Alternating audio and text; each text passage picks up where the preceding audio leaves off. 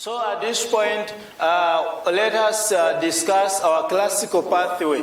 As you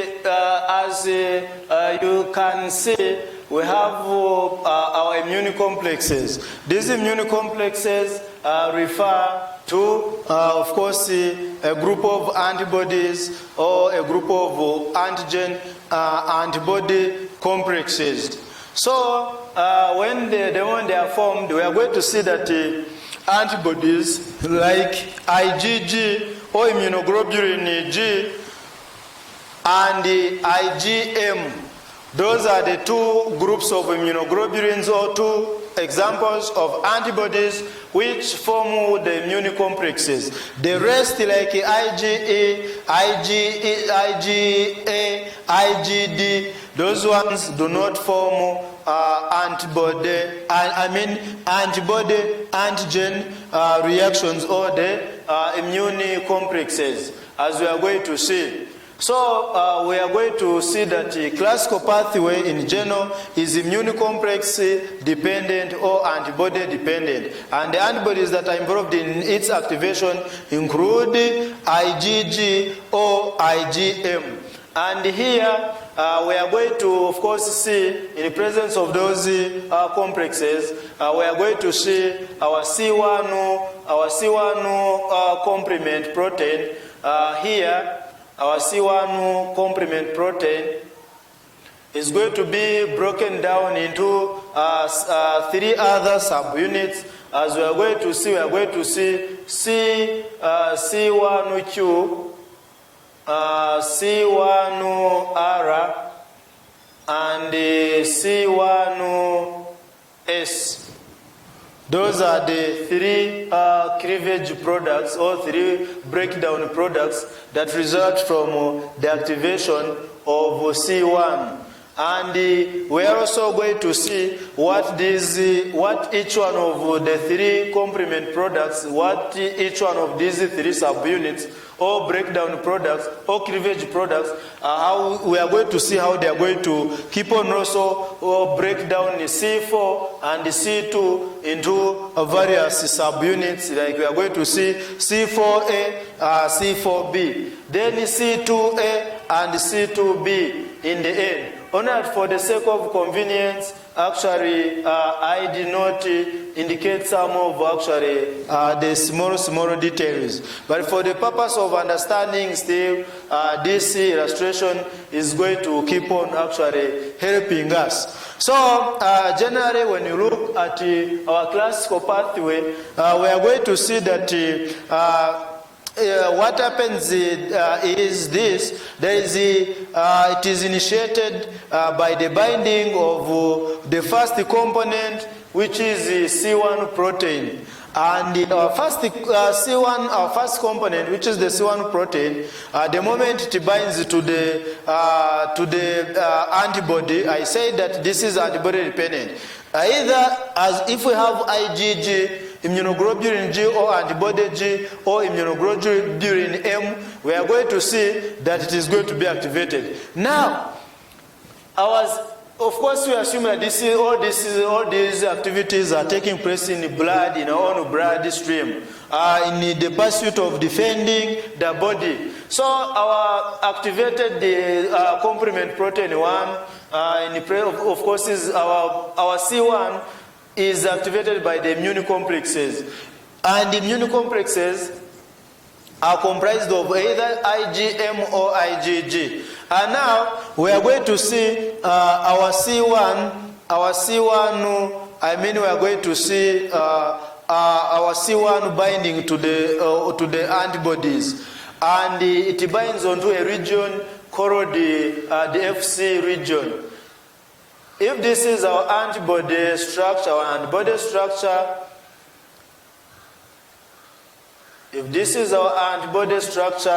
with the disulfide bonds and of course the heavy chain connected to the light chains with the still disulfide bonds. So this is a simple structure of an immunoglobulin. This Y-shaped structure with the side components on the arms of Y, these are what we call the heavy chains. This is the heavy chain of an immunoglobulin. This is the right chain, this is the right chain. Now, when we say that the FC region of an antibody, this is the region that I'm talking about. This red region, this is what we call the FC region of an antibody or an immunoglobulin. FC stands for fragment crystallizable. Fragment crystallizable. So this is the FC region of an antibody, and when it comes to this is what we call the Fab region. Fab, fragment antigen binding. Fab region of an antibody, this is also a Fab region of an antibody. So as we shall see, of course, as we proceed and reach the next sub-chapters, where we shall be appreciating the antibodies, where we shall see that the Fab regions are made up of the right chain and the heavy chain. So we shall see that in the end that each antibody is divariant. It is divariant. Each antibody can bind two antigens at once or at a go. So because it has two Fabs making it a divariant protein, a divariant because it is able to bind two, referring to two. So our C1 usually binds onto the FC portion or region of an antibody, especially IgG or IgM. And of course, that complex ends up binding onto the antigens that are found on the cell membrane of the bacteria. And we see that our C1 has three separate proteins or subunits that we designated as C1q, C1r, and C1s. And all the cleavages or breakdown of C1 occur following activation within this pathway. And we are going to see that our C1q here is going to bind also to the FC portion of the immunoglobulin, resulting into activation of the proteolytic activities of C1R and C1S. So we need to note that C1R, our C1R and C1S are proteolytic in nature. They are active enzymes that break down more complement proteins. We are going to see which more complement proteins are broken down further by the activities or proteolytic activities or proteolytic enzyme activities of C1R and C1S subunits of 1. Now, excuse me. We are going to see that our C1S we are going to see to find our C1S here, cleaving or breaking down our C4, our C1S that has been formed, C1 Q R and of course S. So we are going to see our C1S breaking down or cleaving C4. Our C4 is here. This is our C4 protein that is found in the blood. Our C4 complement protein found in the blood is going to be broken down into two subunits. That is the C4A and C4B. And also we shall see our C2, our formed subunits are the ones actually that are breaking down also these C2s. So we see C2 being broken down also into the C2A and the C2B by our C1S. And in the end, we see the union of C4b and 2a. C4b comes together with the C2a to form C4b2a. C4b2a. This becomes the product. Our C4a is broken into subunits C4b, C4a and C4b. Then C2a and C2b. So along the way, our C4b unites with the C2a, with the 2a to form C4b2a, which is also, of course, later on they actually converge here as well. They converge here to form what we call together the C3 convertases. To form the C3 convertases. So as you can see here, where all these three units are coming together, they form what we call the greater unit called the C3 convertases. As you can hear, it's a system or a group of actually complement proteins coming together with an active enzymatic activity. Hence the name C3 convertases. Now, we are going to see this complex of the C3 convertases binding again onto the membrane of the bacteria again, and in the end we see our C3 again here, our C3 protein further in the blood being activated or being broken down into C3b subunits and C3a. C3b and C3a have been formed from the cleavage of this protein. And in the end, we are going to see again our C3b, of course, progressing. We are going to see our C3b progressing, or our C3b protein, of course, progressing along the way to form the C4b, 2b, C3b units, and the C3b, BB, C3b together, forming what we call an active unit, another active unit called the C5 convertases. So, in summary, we are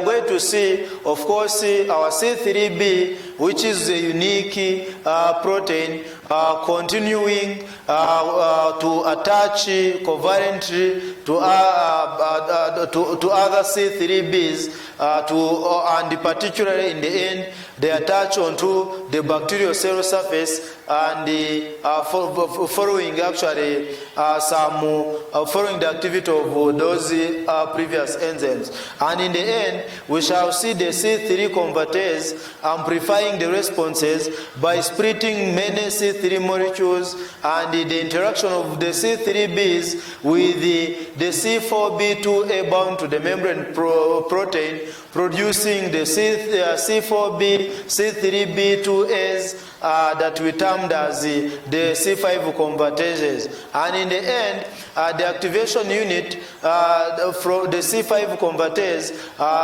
which is the activation unit, will split the C5 into C5a and C5b fragments, and in the end, we see that we are forming the membrane attack complex at the end, which actually is the one that destroys the bacteria by forming a lot of hollows or perforations into the bacterial cell membrane, causing actually the death of the bacteria, causing the leakage of materials from the intracellular, from the cytoplasm of the bacteria into going outside, and also water also entering through those perforations, and the bacteria keeps on swelling, and eventually it dies. So, in summary, in general, when you look at in the end, what we form is this complex in general, that is C5b,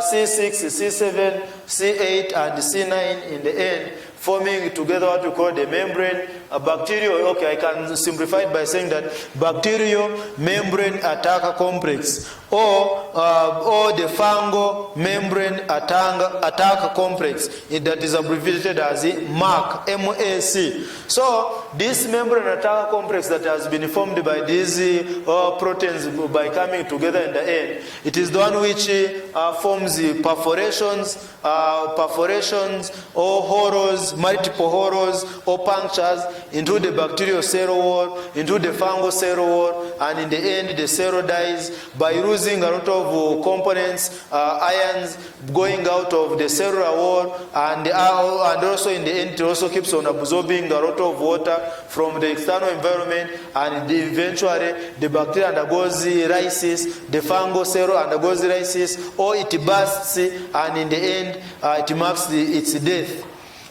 So in general, we shall see that when you look at the biological activities of the complement, we are going to see that the products of cleavage of the C3 and C5 components are essential for antibacterial responses and fungal responses in general. And generally, we shall say that they enhance or they enable the clearance of the infectious agents through those mechanisms. And in the end, of course, they also promote inflammation, whereby we see fragments like C3A, C4A, C5A serving as powerful attractants, chemoattractants at the site of by attracting the white blood cells, especially the phagocytes like neutrophils and the phagocytes and the macrophages rather being attracted through chemotaxis by C3A, C4A and C5A to act at the site to cause or to trigger inflammatory reactions. And in such process, we see them also acting as anaphylotoxins. It means when components are acting as anaphylotoxins, they trigger allergic reactions, they trigger hypersensitivity reactions, resulting into inflammation. Of course, in anaphylaxis, like I said, we see when, for example, C3A and C5A especially acting as anaphylotoxins, we see mast cells releasing histamine and also tumor necrosis factor alpha coming in, and in the end we see the vesicular or blood vessel permeability being of course enabled or happening or occurring, and in the end, molecules are able to keep on passing through or percolating through the blood vessels across the blood vessel cellular walls. And in the end, of course, the molecules that go through, they are our proteins, they are white blood cells that are able to leave that blood site as they go to the tissues at the site of inflammation. So mainly, we see C3A and C5A also mainly acting as anaphylotoxins or triggers of allergic or anaphylaxis or allergic or hypersensitivity reactions. They also act as chemoattractants by acting as chemotactic factors themselves for neutrophils and the macrophages, and enabling the exit from the capillaries near the infection site or near the site of invasion. And as we can see in general, they are powerful. Our C3A and C5A are powerful promoters of inflammatory reactions. When you look at the C3B being, of course, one of the ubiquitous or the chief molecules in the complement protein, it is actually dominant, as we shall see. C3b is actually, I said that binding, B stands for binding, so C3b acts as an opsonin. It binds, attaches, and coating or marking the enemy particles or the enemies themselves for ready for destruction. It makes them ready for destruction by attracting, of course, it binds, it opsonizes, and in the end promotes clearance of microbes by binding directly to the cell membranes to make the cell more recognizable, more seen by the phagocytic cells. So, for example, the neutrophils, macrophages, which have receptors for the C3b complement. I forgot to note or to remind you about this. In order for a cell to respond to the complement proteins, like you have had the macrophages, the neutrophils, they must be having the receptors for that complement. Therefore, neutrophils and macrophages have the receptors for the C3b complement, and also I think also they also do have for C3a and C5b, C5a as well. So we see that the C3b can be cleaved further to generate C3d. C3d usually is an activator of B lymphocytes. Remember, B lymphocytes usually begin as naive B lymphocytes or naive B cells that are later on activated to become plasma cells, which are antibody factories, and the others becoming memory B cells or memory B lymphocytes. So our C3d acts mainly as an activator of the lymphocytes, not the C3b, but the C3d. C3d. Our C3d acts as an activator. It is a byproduct or a product that results from the cleavage or breakdown of further breakdown of C3b. So D acts as an activator of the B lymphocytes, and when they are activated, we already know what happens to the B lymphocytes, from naive B cells to plasma cells, from naive B cells to memory B cells. So when it comes back to our defense mechanism, back to our defense function, when it comes to gram-positive bacteria and most other bacterial infections, we see the complement proteins providing major antimicrobial functions of the generally of the complement system. And we also noted that the fungi, some fungi are sensitive to the complement system products. So in addition to the defense system, we also need to note that the complement proteins, complements, also do interact with the clotting cascade, clotting factors, and in the end, we see that we see activated clotting factors or coagulation factors cleaving also at some point C5a and the A protease of the lectin pathway to result into production of, for example, we see complement proteins activating components like prothrombin, to form actually fibrin, and the activation of, and in general we see and fibrin to form actually prothrombin, to form thrombin rather, and in the end we see also fibrin products being formed in the process of the complement cascade. So when the immune system becomes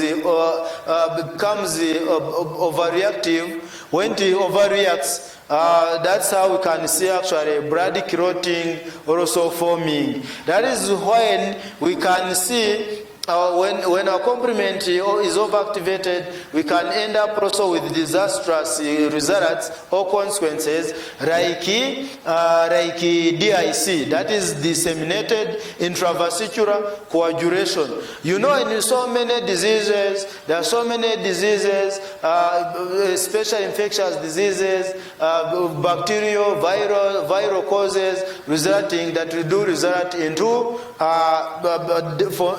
disseminated intravascular coagulation.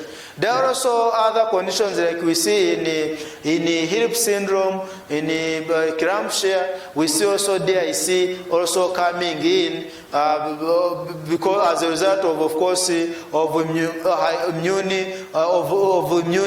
overreactions or accelerated immune activities. I hope you can keep on appreciating appreciating, I